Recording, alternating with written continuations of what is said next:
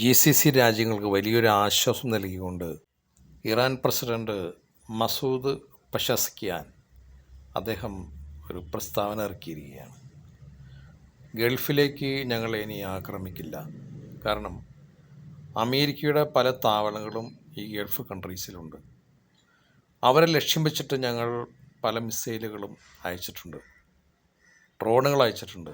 പക്ഷേ ഇതൊക്കെ ചിലപ്പോൾ വഴിമാറി ജനവാസ മേഖലകളിലും എയർപോർട്ടുകളിലും ഒക്കെ പതിച്ചിട്ടുണ്ട്.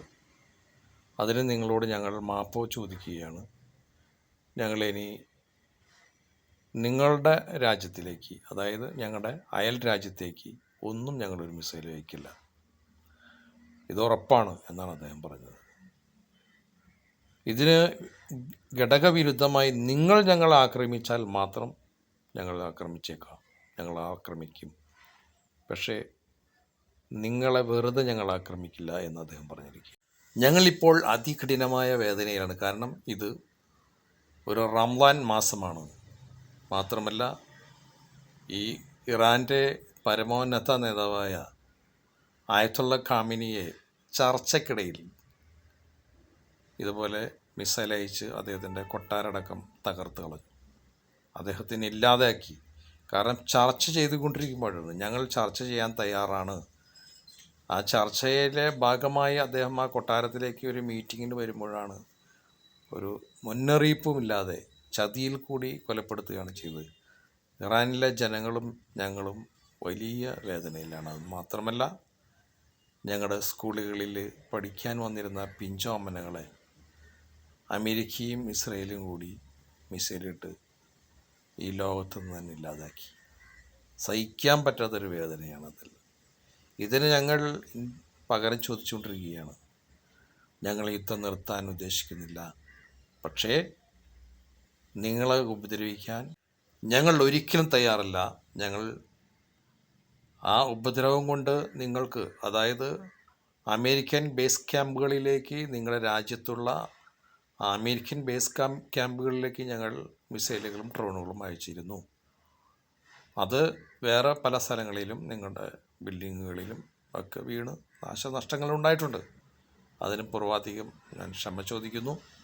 ഇനിയും മേലിൽ ഉണ്ടാവില്ല എന്ന് ഉറപ്പ് തരികയും ചെയ്യുകയാണ്. ഇതും കൊണ്ട് ഗൾഫ് മേഖല ശാന്തമാകുന്നു. മാത്രമല്ല, അവിടെ ജോലിയെടുക്കുന്ന വിവിധ രാജ്യക്കാരായ ആളുകൾക്ക്, പ്രത്യേകിച്ച് നമ്മുടെ മലയാളികൾക്ക് തന്നെ വലിയൊരു ആശ്വാസമാണ് ഇവിടെ ഉണ്ടായിരിക്കുന്നത്. കാരണം എല്ലാവരും ഭയപ്പാടിലായിരുന്നു. അപ്പോൾ നാട്ടിലേക്ക് വരാനുള്ള ആളുകൾ, ധാരാളം ആളുകൾ, പ്രത്യേകിച്ച് ഈ റംസാനോടനുബന്ധിച്ച് ധാരാളം ആളുകൾ സ്വന്തം നാട്ടിലേക്ക് ലീവിന് വരാനിരിക്കുന്ന സമയത്താണ് ഇതുപോലുള്ള യുദ്ധം ഉണ്ടായത്. അതുകൊണ്ടൊക്കെ വലിയൊരു ആശ്വാസം ഇദ്ദേഹത്തിൻ്റെ ഈ പ്രഖ്യാപനങ്ങൾ കൊണ്ട് ഇവിടെ ഉണ്ടായി. ആളുകളുടെ കുടുംബങ്ങളിലും ഒരു ആശ്വാസമുണ്ടായി. ഈ ആളുകൾ ജോലി ചെയ്യുന്ന ആളുകളുടെയൊക്കെ കുടുംബങ്ങളിലും ഒരു ആശ്വാസമുണ്ടായി. ഇനി അവിടെ ഫ്ലൈറ്റ് സർവീസ് തുടങ്ങുമല്ലോ. എല്ലാ ആളുകൾക്കും അങ്ങോട്ടും ഇങ്ങോട്ടും എല്ലാം യാത്ര ചെയ്യാൻ കഴിയുമല്ലോ. ജോലി ചെയ്യുന്ന ആളുകൾക്കും ആശ്വാസം. കാരണം അവിടെ പ്രശ്നങ്ങൾ ഉണ്ടായിക്കഴിഞ്ഞാൽ നമ്മളെ പ്രതീക്ഷിച്ച് കഴിയുന്ന ധാരാളം കുടുംബങ്ങളുണ്ട്. ഇവരൊക്കെ വളരെ പ്രതീക്ഷയോടു കൂടിയാണ് ഈ പ്രവാസികളായ ആളെ കാത്തിരിക്കുന്നത്. ഇവർ അവിടെ ജോലി ചെയ്ത് കിട്ടുന്ന ശമ്പളം വന്നിട്ട് വേണം ഈ നമ്മുടെ കുടുംബങ്ങളിൽ, ഇവരുടെ കുടുംബങ്ങളിൽ എല്ലാ കാര്യങ്ങളെല്ലാം ചെയ്യാൻ. അപ്പോൾ ഈ ഗൾഫ് മേഖലകളിൽ ഇതുപോലുള്ള പ്രശ്നങ്ങൾ വന്നു കഴിയുമ്പോൾ എല്ലാവർക്കും ഭയമായിരിക്കും. കാരണം ഗൾഫ് നിന്നുപോയി കഴിഞ്ഞാൽ ഈ വീടുകളിലെ എല്ലാ വരുമാനങ്ങളും നിന്നു പോകും.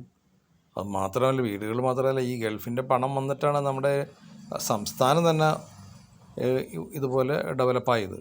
പല കാര്യങ്ങൾക്കും, വീട് പണിയാനും, സ്ഥലം മേടിക്കാനും, കാറ് മേടിക്കാനും, വസ്ത്രം മേടിക്കാനും എല്ലാത്തിനും അവരയക്കുന്ന പൈസകളാണ് ഇവിടെ ആളുകൾ ഇത് ചിലവാക്കിക്കൊണ്ടിരിക്കുന്നത്. അപ്പോൾ എല്ലാ കടക്കാരും എല്ലാവരും പ്രതീക്ഷിച്ചിരിക്കുകയാണ്. അതിനൊക്കെ ഒരു ഭംഗം വരുന്ന രീതിയിലുള്ള ആശങ്കയായിരുന്നു ഇവിടെ ജനങ്ങൾക്ക്. അതിന് തൽക്കാലത്തേക്ക് ഒരു മാറ്റം വന്നിട്ടുണ്ട്.